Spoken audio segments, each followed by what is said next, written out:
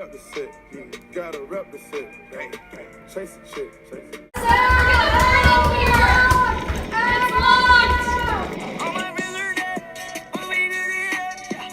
Triangle Shirtwaist Factory Fire was one of the deadliest fires to ever occur in New York City, and this incident occurred on March 25th of 1911.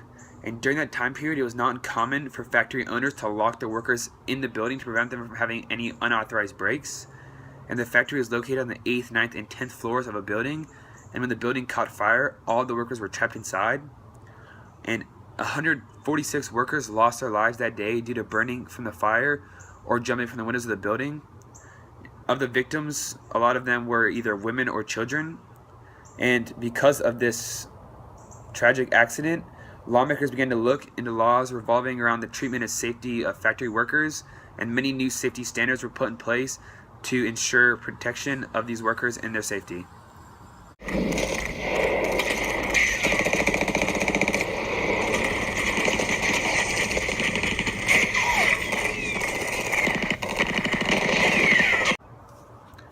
The Vietnam War is a very important war in the United States history.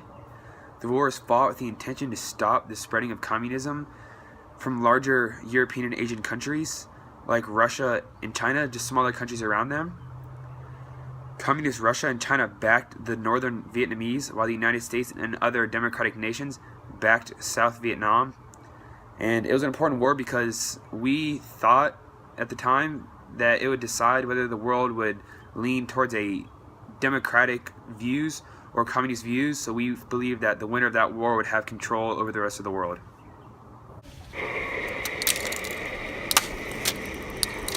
On December 7th, 1941, just before 8 p.m., hundreds of Japanese fighter planes attacked the American naval base at Pearl Harbor, just outside of Honolulu, Hawaii. Lasting for 2 hours, the attack was devastating, with nearly 20 American naval vessels, 8 battleships, and over 300 airplanes destroyed. More than 2,000 American soldiers and sailors died, and an additional 1,000 were wounded. A couple days after the rage, President Franklin D. Roosevelt asked Congress to declare war on Japan. More than 2 years later, the United States had entered World War II. For the first time in many years, after much discussion, the American people were united in their determination to go to war. Though this event was a date which will live in infamy, the attack brought America together, and we found a common motive for war and to get back at the destruction the Japanese caused. All my crops went to crap, and now I have no money. All I can afford is this bread. Wow, I have nothing.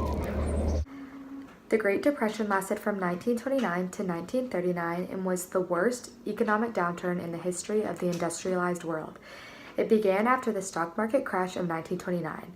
Over the next several years, consumer spending and investment dropped, causing major declines in industrialization and employment due to the failing companies laying off workers. Franklin D. Roosevelt won the election of 1932 and immediately implemented his plan to fix America's economy. FDR enabled the New Deal, which consisted of his 3 R's: relief, recovery, and reform. After showing early signs of recovery in the beginning, the economy continued to improve throughout the year. The Great Depression finally ended in 1839. World War II and FDR's great efforts brought America out of the Depression. We want suffrage! We want suffrage! Order in the court. I hereby ratify the 19th Amendment granting women's suffrage.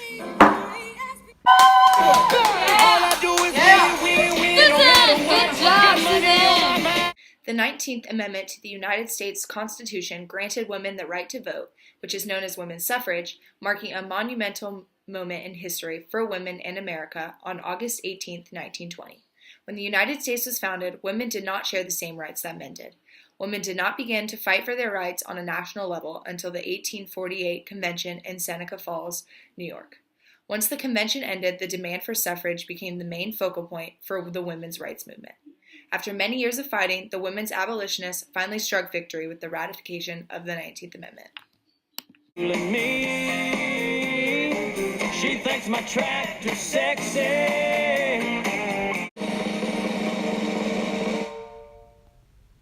Shays' Rebellion is the name granted to the series of uprisings led by farmers in 1786 and 1787. In the late 1700s, many American farmers were strongly against state and local enforcement of tax collections and judgments for debt. With this opposition, they decided to rebel against the government. The Articles of Confederation were portrayed as weak prior to Shays' Rebellion. In the revolt against the government, the idea that the Articles of Confederation did not withhold a strong central government was exposed due to the fact that the government was unable to form a military or draft because the federal government did not have money, mainly because they did not have the ability to enforce taxes upon the citizens to acquire the money. The discovery that the Articles of Confederation were weak and not a sufficient form of government for the United States soon pushed for a more federal government. Shays' Rebellion did not succeed. However, the want for change did. In May of 1787, the Continental Congress decided on a new constitution which established much stronger central powers for the United States.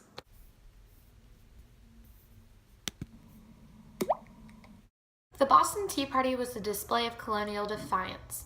This political protest, led by radical patriots, ultimately cost the East India Company the equivalent of $1 million today. The significant event in history invoked political change, therefore setting up the perfect scene for revolution. The Boston Tea Party ultimately resulted in American independence and the Revolutionary War. We have placed the Boston Tea Party as the fourth most important event in history due to not only its immediate effects on the role of Americans in political decisions, but its lasting effects on the world. And by virtue of the power and for the purpose aforesaid, I do order and declare that all persons held as slaves within said designated states and parts of states are and henceforward shall be free, and that the executive government of the United States, including the military and naval authorities thereof, will recognize and maintain the freedom of said persons. The Emancipation Proclamation left a significant footprint on the world back in 1863 when President Abraham Lincoln delivered the impactful speech that legally abolished slavery in all states that seceded from the Union. While the Emancipation Proclamation did not immediately free a single slave, it signaled an end to the institution of slavery.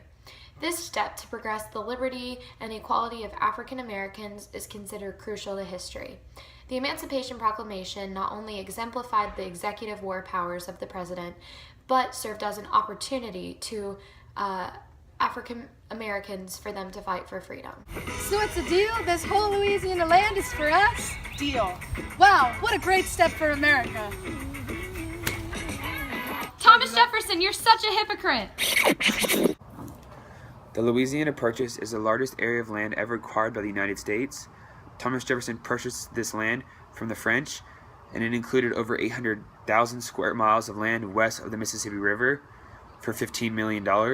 And the new land acquired by the U.S. nearly doubled the size. And this gave America not only new land to expand their country, but access to the Mississippi River, which allows for greater trade and exploration. And the new things found on the land, like the new plants and animals, helped boost the economy and became a part of everyday lives. We the people, looks about right.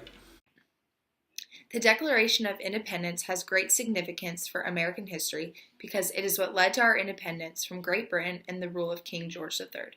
The Declaration of Independence defends our right to rebel against a government that no longer assures us natural rights, such as liberty and equality. The document was adopted by the Second Continental Congress, who met at the Pennsylvania State House in Philadelphia on July 4, 1776. It formally declared the 13 colonies as 13 newly independent sovereign states, no longer under the British rule. The Declaration of Independence is the reason that men and women and white and blacks are treated equally, and without our founding fathers, the majority of our civil rights would not be prevalent today. My left stroke just went viral. Right stroke